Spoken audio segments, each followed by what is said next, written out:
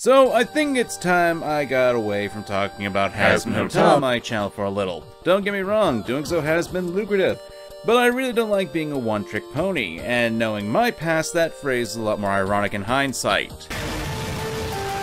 So I figured to talk about a certain pair of games that came out a couple weeks ago and give my take on the two games after having completed the main campaign and experienced what the game has to offer. And depending on who you ask on the internet nowadays, you'll get a couple of interesting responses to this. Especially if you go onto Metacritic, you'll get people who are saying that the games are near damn unplayable and the most horrible things in the world. MangaKamen must bring back the national dragon. Or else I'm going to throw a figure to us. 0 out of 10, we furries cannot bang our favorite Pokemon again. To those people, you have never actually experienced a game that deserves a score as low as 1 or 0. Those kind of scores tend to belong to games that are practically unplayable. And then you'll have people who try to offset the negative reviews by giving it perfect 10s, and who are you trying to fool? No matter how many socks you stuff down your pants, you won't— oops, wrong script. That's for the next Ruby video. The game isn't perfect. The game isn't broken. The game is a contradiction. And I'm going to take you through my journey to explain what exactly that is. I think it's safe to say that if you're at least familiar with the concept of Pokemon, it's been a series that's been a major part of popular culture since the 90s, with each generation of installments. I say I won't bother you with the full details about the series, especially since the only people who would probably be watching this video are those who are already familiar with the series, aka 20-year-olds who have nothing better to do than complain about cute creatures on the internet. Who's that Pokemon? It's Pikachu! It's Blueberry! So let's talk about something that a lot of people tend to forget about games and reviews, and that's if you judge a game based on what it actually is, and not what you want it to be. That isn't to say you can't bring up ideas on how to improve a game, or what to do in order to fix a problem. No, it's that people will often project their expectations of a game onto the final product and will judge the game for what it is not, rather than what it actually is. This isn't to say that people's criticisms aren't valid or justified, that sometimes it's a nasty effect you can see plague modern day reviews. That and the fact it's something I want to make clear in the opposite, I am judging the games based on their own merit as games. Whether they measure up as Pokemon games, I will bring up and use as a point of comparison when necessary, but the majority of this video is measuring the games on their own merit. And with that clarification, let's get to the video itself.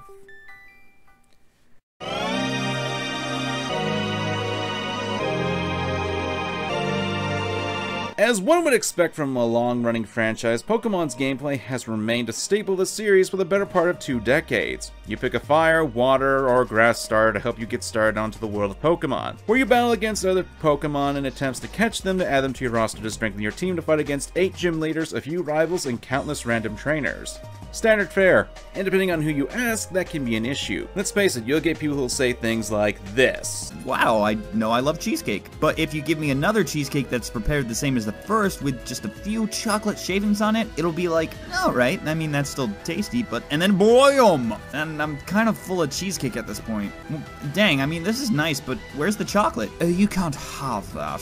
Why not? You clearly have the stuff to make it. Because fuck you, that's why. Here's your bill. And even though you essentially ate the same dessert, each one was a little more expensive than the last. In order to say the gameplay has become stagnated, with only a few trimmings here and there, stuff like in the past that have been done like Mega Evolutions or Z-moves.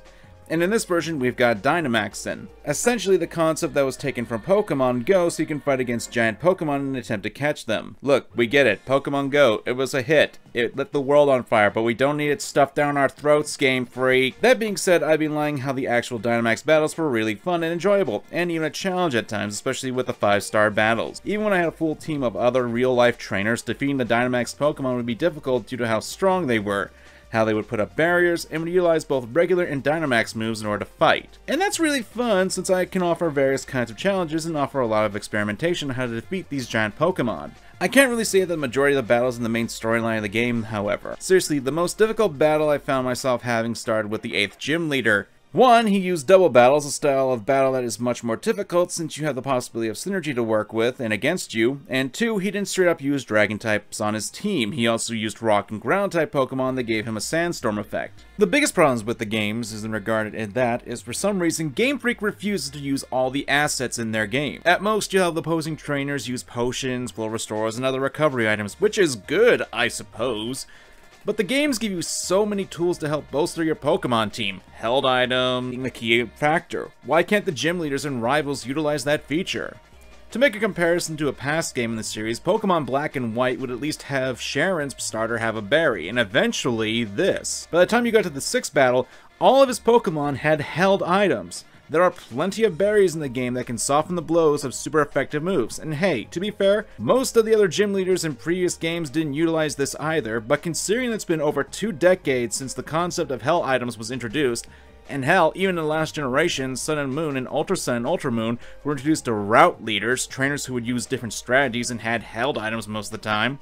I honestly had a harder time with wild Pokemon since they would be typically higher level than the trainers around. I will never understand why this is a foreign concept to Game Freak, that we can't have a difficulty setting.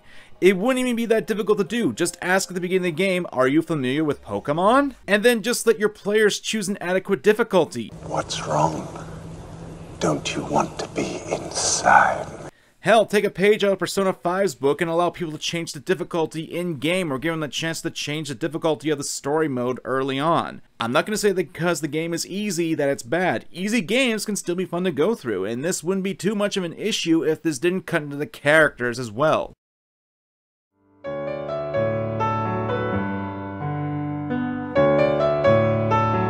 So before I actually talk about the characters in general, I actually want to continue on with my last point. You see, there are 2 prominent characters that the easy battling of the games actively hurt, and that would be your rival Bede and Piers, the gym leader.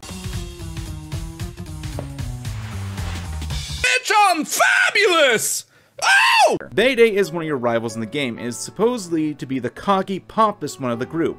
Which, not for naught, is actually pretty good to have back in Pokemon after so long. He isn't evil, he isn't straight up bad, he just thinks he's hot stuff because he was represented by the Chairman Rose. And I'll say this, the development he goes through in the game, basically him getting dragged through the dirt and finding a new path in life, becoming a gym leader, it's actually pretty interesting. However, it's a bit undercooked, especially considering what I brought up in the last section. This is a trainer chosen by the chairman of the Pokemon League, Rose. There should be a bit of a challenge there. However, since all of his Pokemon in the first few battles are all Psychic type, they could easily be swept away by a good Dark type. It severely undercuts Bede's character about how he's supposed to be the best of the best in his mind. One can argue that it makes his character a bit more tragic, that it's him being propped up on having an inflated ego and he's not as great as he thinks he is. However, I would argue that making him a much more competent battler and still losing to the player would still make things more interesting, as it would force him to improve himself as a trainer, but it still wouldn't be enough. Showing that growth is always constant, and just because you manage to get a new level, that doesn't mean others will stay on the previous level that they beat you at before, and that you need to learn to adapt, which would gel more with him adapting a new path in life as the Fairy-type gym leader.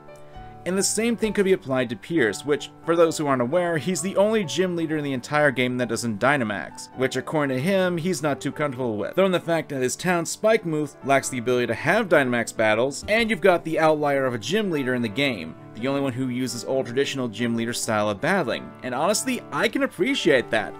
It works with the theming of Spikemuth being run down and being an outlier with most of the other towns in Galar. More of that to come, but it works since, technically speaking, before the player starts, the gyms are ranked according to the leader's strength, so technically speaking, Piers is the 3rd strongest trainer in Galar. However, there are a few things that undercut that, and that's being the issue that I had with Bede, the fact that Piers' strategy doesn't deviate from the standard trainers. Almost every other gym leader's edge comes from Dynamaxing, but considering that Piers can't and won't, you'd figure that he'd have some sort of countermeasure to face off against Dynamax Pokemon. But he doesn't. So that just makes me spin my head around. What also doesn't help is the motif. I'd like to point out that Piers is the first Dark-type gym leader in the series I've ever seen, something that people have been clamoring about for ages to the point where people were foaming at the mouth. And don't get me wrong, I like Piers, I really do. Heck, he's technically the leader of Team Yell, and I dig the rocker motif. But there's one aspect of Piers that irks me, and that's because Game Freak didn't bother to actually give the characters a voice. Now you can say that about every human character in the game, no one speaks. Granted, I'm not saying I want something like this. Die, monster! You don't belong in this world! But this isn't the first time we had a rocker for a prominent character in Pokemon, especially for a gym leader. Roxy in the Generation 5 sequels while not speaking fully, at least had some sort of lyrics to her song. And while the song isn't anything groundbreaking, it at least gave Roxy a bit more personality and played on her design. That being said, while it is a missed opportunity, I do like what they tried to do with the characters, at least the characters that got more screen time. I liked how they had some actual personalities. Despite the many comparisons to How that I've been seeing, Hop does have his own arc and personality. Even seeing him being beaten down by the player every time made sense and added a bit to his character. Really, while the characters both personality and design-wise are good, they feel really undercooked. I hope she made lots of spaghetti. Oh boy, more food analogies! That's always a good thing for game reviews. One of the biggest complaints involving Pokemon as an RPG would have to be the story. Like, that story is bare bones and filled with a lot of dialogue that people would rather skip, at least from what I've seen. I know that sounds conflicting, but trust me, it makes sense. Somehow. Let me put it like this. If the story is repetitive or mundane or such, then it only makes sense to provide a means to at least go through the more tedious parts. Heck, it's a thing that Persona 5 has, and that's a game that has hundreds of hours of content to it. I understand that the Pokemon games in the past few years have become more focused on the competitive side of gameplay, and as a result, the story aspect has taken a back seat.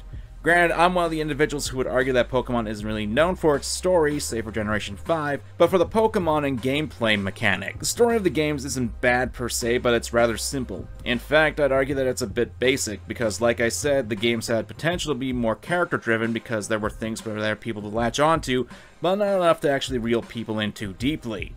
Now I'm going into fish analogies for some reason. Not something that I myself would consider bad, but definitely something that could stand more time to work on. Because if there's one thing that Pokemon managed to master is the ability to craft some amazing character and creature design. Let me get this out of the way, since I know a lot of people will probably point this out in the comment. Mainly because they'll be too lazy to reach this point of the video because, ha, me I guess!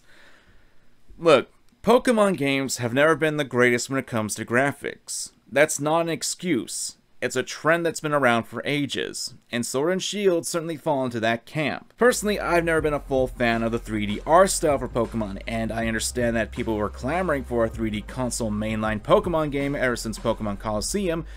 Well, here you go, boys and girls! Sword and Shield are certainly not as bad as people are making them out to be, but it's a stretch for me to say that they are breathtaking. If anything, the game is a mixed bag when it comes to the graphics. Hell, if you ask me, the mods I've seen for the trees look worse. At least Game Freak didn't loop textures of the trees, or make this abomination.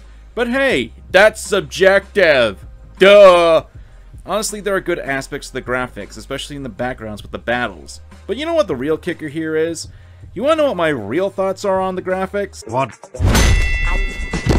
After seeing month after month after bleeding month of people complaining about the graphics on Twitter, on YouTube, and even places where I never thought I'd hear that BS, I have honestly just become so jaded and tired of hearing it that I couldn't care less about the graphics looking bad now. You wanna complain about the draw distance? Go for it. Didn't really take me out of the experience. You want to complain about the trainers freezing while you go up a ladder despite the fact that the game does that so that way wild Pokemon don't get in the way of the top of the ladder? Go bloody right ahead! You want to complain about reused models and how Game Freak apparently lied? Then again, I've never been one to fully rate a game based on its graphics because while nice graphics are definitely a plus, they don't make or break a game for me. And I stress for me because people are always wanting to assume that I'm speaking facts here when I'm not. Look, reusing models, graphics not being the best. Let me put it like this. It's perfectly fine to voice your distaste for that stuff, and I'll agree with you on that. Game Freak should have done better with this. But for Arceus' sake, shut the ever-living crap up about it! Pancakes! What the sh**? Get out of here.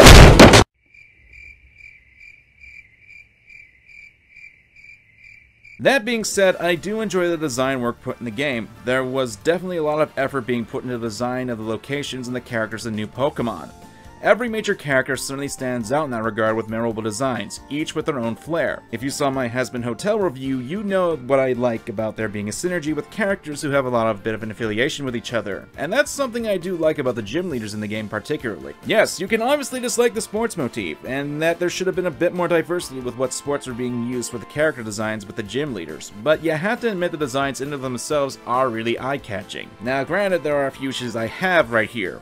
some being with the choice of the characters, such as the reuse of character models in the game for trainers and NPCs. Again, it's not really a big deal breaker for me, but for stuff like that, a good consideration to take into account would be something as simple as palette swapping the NPCs. I understand there's a whole meta joke of their things being like Nurse joining the Pokemon community and such, but it would be a good thing to consider to add a touch bit more of believability in the games. Although I'd be lying if there weren't some designs that just made me... Meanwhile, for the Pokemon, especially the new designs, I actually grew to like them a lot. I mean, a lot of the new designs take a lot of interesting concepts and apply them to them. For example, the fossil Pokemon. I know I'm probably in the minority for this, but the fossil Pokemon are actually quite intriguing since it's a nice little nod to actual archaeology.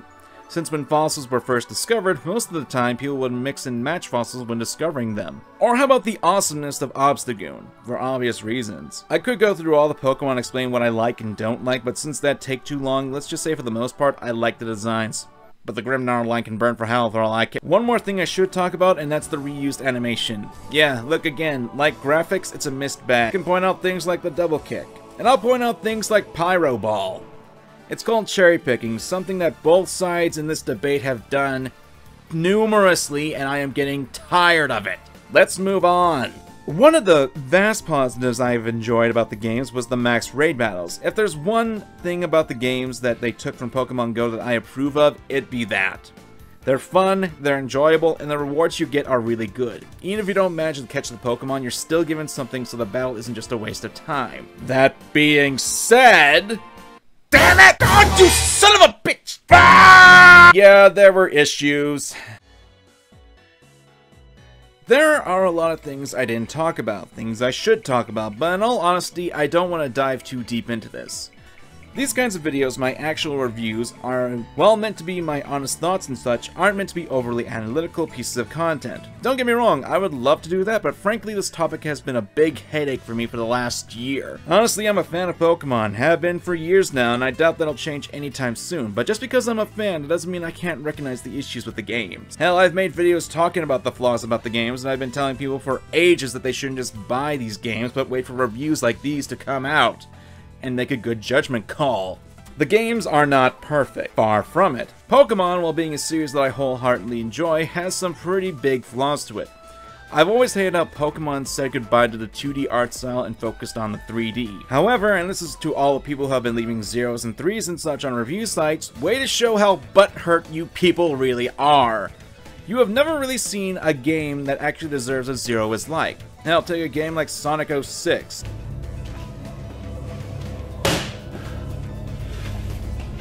Take it, you fucking game! A game that was broken in so many places and screwed up so much. If you think that's better, congrats on lying! And don't think I'm going easy on the games. People who are giving the game a 10 out of 10 or such, or praising the games to the high heavens, look at you, IGN.